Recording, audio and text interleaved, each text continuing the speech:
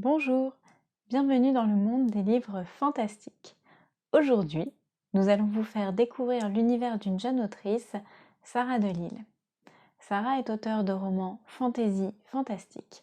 Nous sommes donc partis à sa rencontre et lui avons posé 3 questions pour comprendre l'univers imaginaire dans lequel elle évolue. C'est à toi Sarah, qui es-tu ?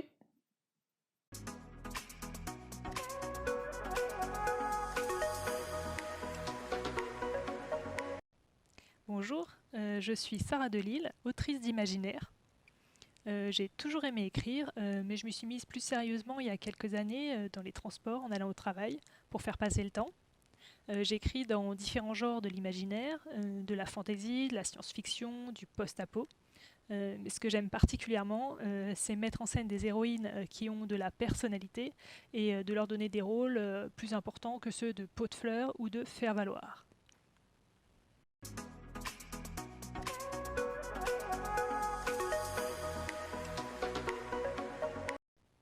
Donc l'imaginaire ou SFFF, donc la science-fiction, la fantasy, le fantastique et tous les genres dérivés ou associés, c'est un genre qui a longtemps été mal vu, qui était un peu considéré comme un mauvais genre, mais qui se développe beaucoup ces dernières années et qui commence à gagner ses lettres de noblesse. Si j'écris de l'imaginaire, c'est déjà parce que j'en ai toujours été une grande lectrice. Ado, j'ai dévoré Le Seigneur des Anneaux ou L'Assassin Royal par exemple.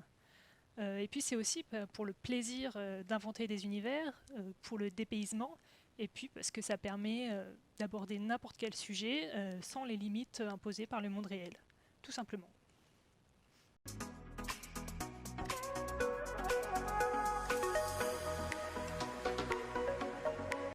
Donc à ce jour, j'ai 2 romans qui ont été édités. Le premier, c'est De rage et de feu, qui est paru chez Nanashi Éditions.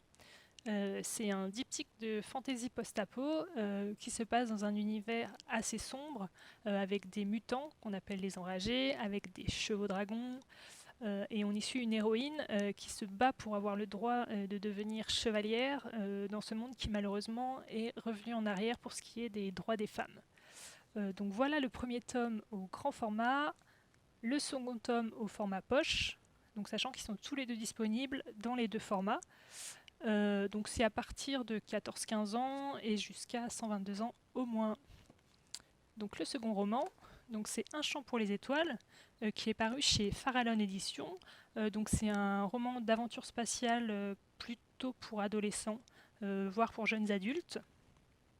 Voilà, et j'ai aussi quelques nouvelles qui sont parues dans des anthologies ou des revues.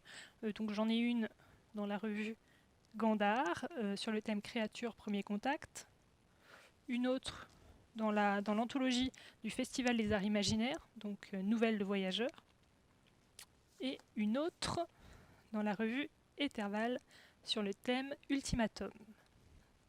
Donc voilà, j'espère que je vous ai donné envie de découvrir mes univers et de vous plonger ou de vous replonger dans l'imaginaire. Salut!